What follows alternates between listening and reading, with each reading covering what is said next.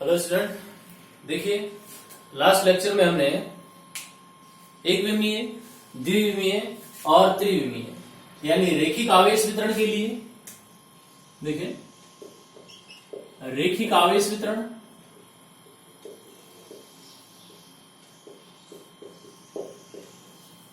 जो हमारे पास था 1D यानी एक विमीय आवेश वितरण।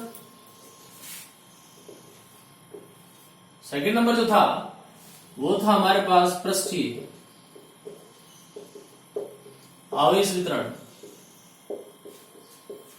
और ये था हमारे पास 2D मतलब द्विविमीय। क्लियर।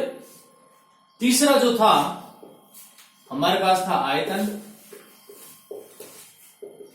आयतन आवेश वितरण, 3D त्रिविमीय। ठीक है, ये था हमारे पास।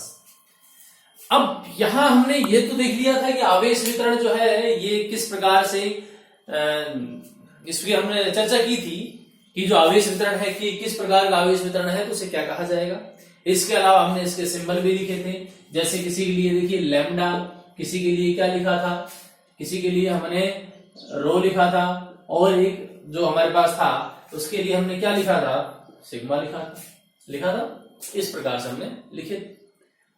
अब ये हमारे पास रेखिक आवेश वितरण था। इसके अलावा हमने ये भी लिखा था यदि एक समान आवेश वितरण है, इसका मतलब सिग्मा है, लैम्डा है, रो है, यदि इनके मान हमारे पास नियत है तो नियत मान के लिए क्या लिखा जाएगा वो भी हमने चर्चा की थी उसके ऊपर। आज हम इनके कारण विद्युत क्षेत्र की गणना करेंगे। किसकी गणना कर रहे हैं? विद्युत क्षेत्र की गणना कर रहे हैं। सबसे पहले हम देखें किसके कारण, रेखिक आवेश वितरण के कारण, कि रेखिक जो आवेश वितरण है उसके कारण विद्युत क्षेत्र की गणना कैसे कर सकते हैं। तो हम लिखेंगे रेखीय पृष्ठीय व आयतन आवेश, रेखीय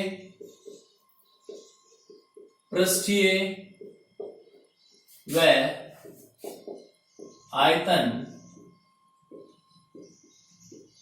आवेश वितरण के कारण विद्युत क्षेत्र की गणना, विद्युत क्षेत्र की गणना। क्योंकि हमने वहां पर देखा था कि हमारे पास कोई भी एक अल्पांश होगा और अल्पांश के लिए हम क्या कर रहे थे, डीएल लंबाई के अल्पांश काट रहे थे। डीएल लंबाई के पास अल्पांश जो काट रहे थे वहां पर आवेश कितना होता था, हमारे पास अल्पांश आवेश होता था। और अल्पांश आवेश यदि हमने डीएल लंबाई का एक वो काटा था, एक टुकड़ा लिया, और इसके ऊपर का जो चार्ज है वो कितना होगा, डीक्यू होगा। इस प्रकार से हमने लास्ट लेक्चर में बात की थी उसके लिए। तो अब हम सबसे पहले बात करते हैं रेखीय आवेश वितरण के लिए, कि रेखीय आवेश वितरण के लिए क्या होगा। हमारे पास फर्स्ट नंबर है रेखीय आवेश वितरण। अब आपकी जानकारी के लिए बता दूं मैं कि रेखीय आवेश वितरण के लिए क्या होगा। जब हम बात कर रहे थे सतत आवेश वितरण के लिए, तब हमने ये इस बात के ऊपर चर्चा की थी कि रेखीय आवेश वितरण क्या है, कि रेखीय आवेश वितरण क्या है। जब हम उस बात पर चर्चा कर रहे थे हमने वहां पर कहा था कि जो भी आवेश दिया जाता है वो यदि किसी भी एक लाइन के ऊपर एक रेखा के रूप में वितरित हो जाए तो इस प्रकार का जो आवेश वितरण होता है वो क्या कहलाएगा, रेखीय आवेश वितरण कहलाता है। क्या कहलाता है? रेखीय आवेश वितरण। और रेखीय आवेश वितरण के लिए हमने एक मान लिया था, डीक्यू का मान लिया था, डीक्यू बराबर लैम्डा डीएल, ऐसा मान लिया था। क्योंकि आप याद करें वहां पर हमने लिखा था कि लैम्डा बराबर डीक्यू अपॉन डीएल।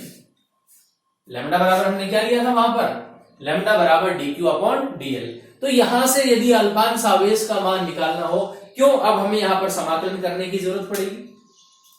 क्यों करनी पड़ेगी? क्योंकि छोटे छोटे अल्पांश तो हमने ले लिए, और सभी अल्पांश जो भी हैं, जितने भी फ्लक्स हैं वहां पर, उन सभी फ्लक्सों को क्या करना पड़ता है, योग करना पड़ता है। उन सबके लिए क्या करेंगे, योग करेंगे। तो योग हमारे पास कैसे होगा, इंटीग्रेट करना पड़ेगा सबको, वो ही हमारे पास योग होगा।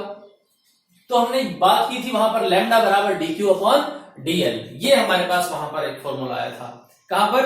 रेखीय आवेश वितरण के लिए। और वहां से हमने डी क्यू बराबर कितना लिया था, लैम्डा डीएल ऐसा मान ले लिया था। अब यदि बात करेंगे विद्युत क्षेत्र के लिए तो ई विद्युत क्षेत्र है। किसकी बात करें? विद्युत क्षेत्र। अब आप देखें प्रीवियस लेक्चर को याद कीजिए, जब हमने विद्युत क्षेत्र के लिए बात की थी, हमने वहां पर विद्युत क्षेत्र के लिए क्या काम में लिया था? ई। क्या काम में लिया था? ई। तो हमारे पास यहां पर भी क्या हो जाएगा? ई विद्युत क्षेत्र के लिए। और ई के लिए हमारे पास फॉर्मूला क्या होता था? 1/4 पाई एप्सिलॉन नॉट के Q1 Q2 upon R square, ऐसा होता था। के Q1 Q2 upon R square, ऐसा होता था कि नहीं होता था? अब आप देखें कि विद्युत क्षेत्र के लिए हमें क्या करना पड़ेगा? यहां पर ई लेना पड़ेगा। तो हम यहां पर क्या कर लेते हैं कि ई बराबर 1/4 पाई एप्सिलॉन नॉट, क्योंकि ये के कांस्टेंट राशि है, ये तो क्या रहेगा? बाहर रहेगा। और अब हमारे पास कितना है? के Q1 Q2 यानी dq का हमें क्या करना पड़ेगा? dq को क्या करना पड़ेगा? इंटीग्रेट करना पड़ेगा, इसका समाकलन करना पड़ेगा। तो हम यहां पर लिखें ई बराबर, समाकलन का साइन बना दिया। ये किसका साइन है? ये समाकलन का। ई बराबर, और यहां पर मैं यहां लिख देता हूं एल। क्या बना देता हूं यहां पर? एल। एल किसको दर्शाएगा? रेखीय समाकलन को दर्शाता है। यहां पर मैं लिख सकता हूं, यहां एल रेखीय समाकलन को प्रदर्शित करता है। किसको प्रदर्शित करता है? रेखीय समाकलन को प्रदर्शित करता है, यानी रेखीय समाकलन को व्यक्त करता है। अब हम बात करें यहां पर कि ये तो हमारे पास ई बराबर के Q1 Q2 upon R square, ऐसा करना पड़ेगा। लेकिन हमारे पास यहाँ Q1 Q2 के लिए मान क्या है? dq का मान है। तो हम यहां पर लिखते हैं dq का मान, dq ना लिख के इसका मान लिख देते हैं lambda dl upon R square, और इसका सदिश R कैप लिखते हैं ऐसा, lambda dl upon R square, और साथ में क्या लिख दिया जाए? R कैप लिख दें। और यहां पर हमने इस जो साइन है इसके ऊपर हमने क्या लगा दिया है? एल लगा दिया। एल यहां किसको दर्शा रहा है? रेखीय समाकलन को दर्शाता है। कौन? एल। अब यदि हमारे पास लैम्डा का मान फिक्स हो जाए, किसका मान फिक्स हो जाए? लैम्डा का। लिख लेते हैं, यदि लैम्डा का मान नियत हो। देखिए वहां पर भी हमने बात की थी कि लैम्डा का जब मान नियत हो तो क्या है? हमारे पास वहां पर सीधा एक मान आया था, नहीं आया था? Q अपॉन एल होता था, नहीं होता था? वहां पर फिर हमने लिखा था यदि हमारे पास एस का मान नियत है, सिग्मा का मान नियत है, ठीक है, रो का मान नियत है, तो वहां पर हमारे पास फॉर्मूले हमने कहा था कि इस प्रकार से भी लिखा जा सकता है। ऐसे मान भी हमारे पास थे। तो अभी हमने लिखा कि लैम्डा का मान नियत है। यदि लैम्डा का मान नियत हो तब क्या करें? तो इसका मतलब है कि जो मान कांस्टेंट है, जो मान नियत है, देखिए यह 1/4 पाई एप्सिलॉन नॉट बाहर है। अगर मान लीजिए लैम्डा भी कांस्टेंट है, सर लैम्डा भी कांस्टेंट है, तो क्या करें? कुछ करने की जरूरत नहीं है। जब ऐसी बात आ जाए कि लैम्डा भी कांस्टेंट है, ये नियत है, उसको भी क्या कर दो? ऊपर से ले आओ बाहर। क्या ले आओ? बाहर ले आओ उसको भी, और बचे हुए को क्या कर दो? इंटीग्रेट कर दो। अब मैं यदि यहां से लिखना चाहूं तो देखिए मेरे पास कौन नियत है? लैम्डा नियत है। अगर लैम्डा नियत है तो मैं क्या करूंगा? यहां पर लिख देंगे ई वेक्टर बराबर 1/4 पाई एप्सिलॉन नॉट। यहां पर क्या करेंगे? लैम्डा को बाहर ले लेंगे, समाकलन का चिन्ह लगाएंगे, और साथ में क्या करेंगे? dl अपॉन R स्क्वायर, और साथ में क्या रहेगा? R cap. बोलो आया नहीं आया मजा इसमें? यहां पर देखिए 1/4 पाई एप्सिलॉन नॉट, जो कांस्टेंट उसको बाहर। अब कुछ करना नहीं है, अब हम समाकलन नहीं कर रहे हैं, सिर्फ उसको उस फॉर्म में लिख रहे हैं कि विद्युत क्षेत्र की गणना के लिए विद्युत क्षेत्र इस प्रकार से आएगा।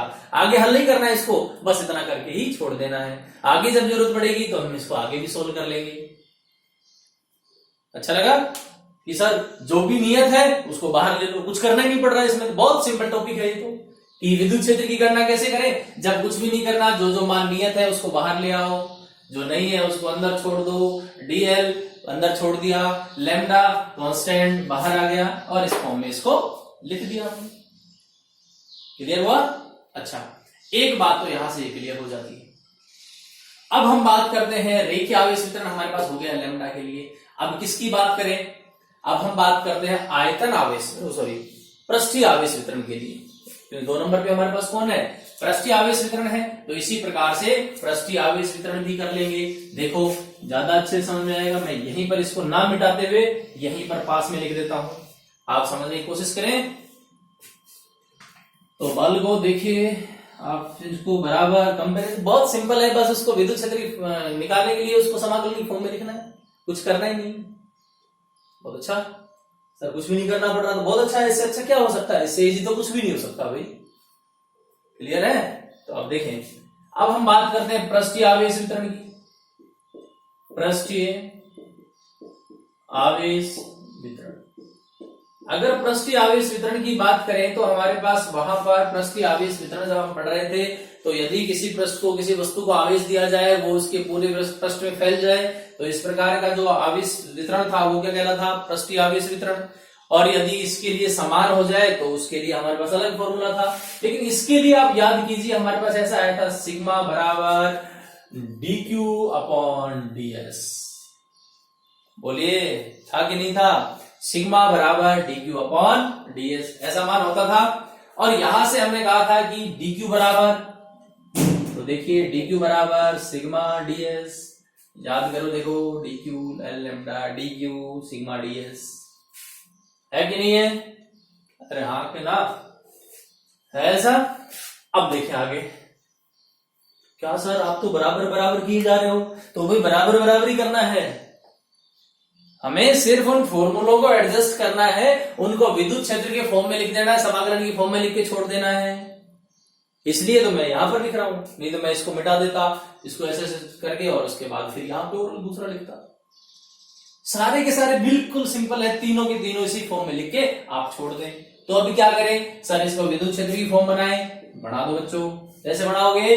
ई के लिए क्या, 1/4 पाई एप्सिलॉन नॉट लीजिए, 1/4 पाई एप्सिलॉन नॉट समाकलन ऑफ किसका, अब देखिए हमने यहां पर किसका किया था, लैम्डा डीएल का किया था, क्योंकि डीक्यू का किया था, तो यहां पर भी तो डीक्यू का ही करेंगे। समझ में आ रही है बात भाई? यहां पर भी तो डीक्यू का ही करेंगे, लेकिन हमें डीक्यू का मान पता है, और डीक्यू का मान कितना है, sigma DS upon R square, साथ में आर के। बोलो हुआ कि नहीं हुआ? अब यहां पर मैं लिख देता हूं एस, क्या लिख देता हूं, एस। यहां पर एस का चिन्ह किसको दर्शाएगा, पृष्ठीय समाकलन को दर्शाता है, लिख दो। यहां समाकलन पर एस का चिन्ह, एस का चिन्ह पृष्ठीय समाकलन को दर्शाता है, पृष्ठीय समाकलन को दर्शाता है। समाकलन ऑफ डीएल एल, समाकलन ऑफ डीएस एस, बिल्कुल सिंपल है, कुछ भी नहीं करना। समाकलन ऑफ डीएस एस, समाकलन ऑफ डीएल एल, कुछ नहीं, इसलिए तो हमने लिख दिया ऐसे। अब हम यहां बात करें किसको, ये तो हमने लिख दिया कि भाई ये एस लिखने का फायदा क्या है, एस क्यों लिखा, और एस यदि लिख दिया तो इसका अर्थ क्या निकल रहा है, ऐसी हमने बातें यहां पर लिख ली है। अब हम बात करते हैं आगे। आगे देखो यहां पर हम क्या करके आए थे, अब हमने लिखा था यदि हमारे पास लैम्डा का मान कांस्टेंट है, नियत है, तो हम कर रहे थे इस प्रकार से, तो यहां पर भी तो बच्चों इसका मान नियत हो सकता है। बोलो हाँ कि ना? अरे वाह गुरुजी, इसका भी तो नियत होगा। अब इसका भी नियत है तो इसको भी क्या कर दो, बाहर ले आओ, इसको जंप कराओ, यहां से यहां पे आ गया तो लिख दो, यदि सिग्मा का मान नियत हो तो ई वेक्टर बराबर 1/4 पाई एप्सिलॉन नॉट, और कौन बाहर आया, सिग्मा समाकलन of DS upon R square, और साथ में लिख दो आर कैप। ये हमारे पास विद्युत क्षेत्र हो गया। ये किसके लिए विद्युत क्षेत्र हुआ, ये हुआ हमारे पास पृष्ठीय आवेश वितरण के लिए। बोलो समझ में आया कि नहीं आया? ये पृष्ठीय आवेश वितरण के लिए हो गया। क्लियर है? अच्छा, अब ये देखिए अगर ये मान हो गया तो अब हम आगे एक हमारे पास और रह गया है, उसकी भी बात कर लें, उसकी भी बात कर लें। तो देखें वो हमारे पास क्या है, वो है आयतन आवेश वितरण। मैं इसको मिटा देता हूं,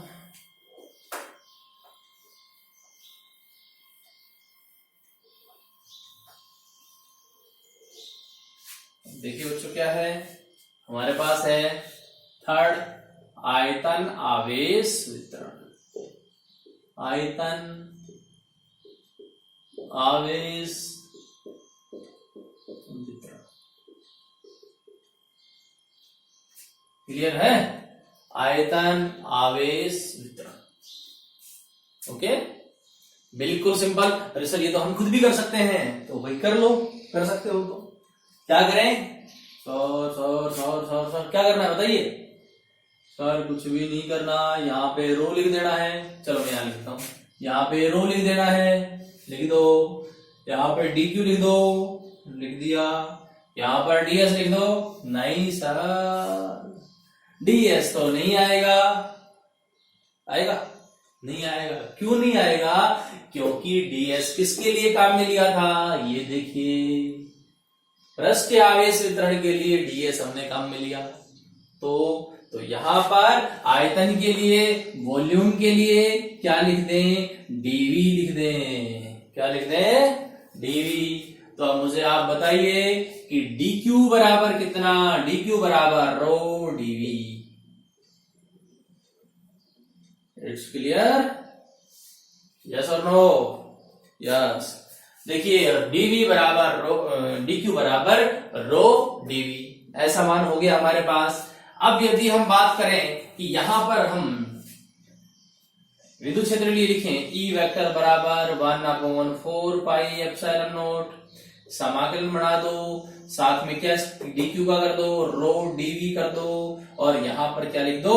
बी लिख दो, और साथ में क्या लिख दो? आर कैप लिख दो, और साथ में नीचे क्या लगा दो? आर स्क्वायर लगा दो। कुछ भी तो नहीं करना, बहुत अच्छा काम हो गया। अब बात वही आती है कि बच्चों जो समाकलन के साइन पर जो हमारे पास v लिखा हुआ है, ये v किसको दर्शा रहा है? यहां समाकलन पर v जो है किसका? आयतन के समाकलन को, आयतन के समाकलन को रिप्रेजेंट करता है, मतलब दर्शाता है।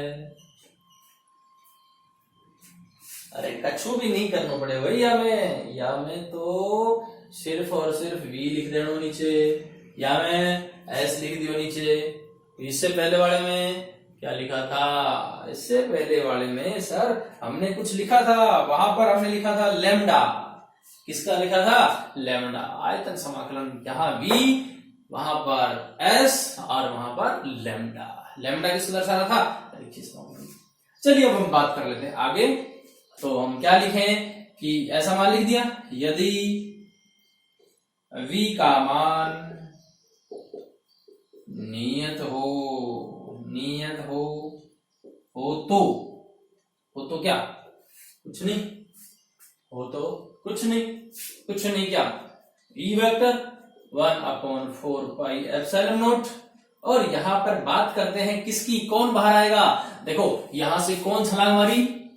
सिग्मा ने मारी। इससे पहले वाले में कौन कूदा था बाहर? लैम्डा। अब की बार किसका नंबर आएगा? इसकी बार नंबर आएगा रो का। ये रो कूद रहा है भाई, रो कूद रहा है, नहीं कूद रहा? तो हम यहाँ पर क्या लिखेंगे? रो समाकलन of DV upon R square, साथ में क्या करना पड़ेगा? आर कैप करना पड़ेगा। और इस प्रकार से हमारे पास रेखीय पृष्ठीय आयतन आवेश वितरण के कारण विद्युत क्षेत्र की गणना होगी। हुआ कि नहीं हुआ? आयतन, पृष्ठ और रेखीय आवेश वितरण की गणना होगी। ठीक है। अब इन सभी समाकलनों को हल करते समय, कौन कौन से समाकलनों को? पहले रेखीय आवेश के लिए, उसके बाद पृष्ठीय आवेश के लिए, और उसके बाद आयतन आवेश के लिए।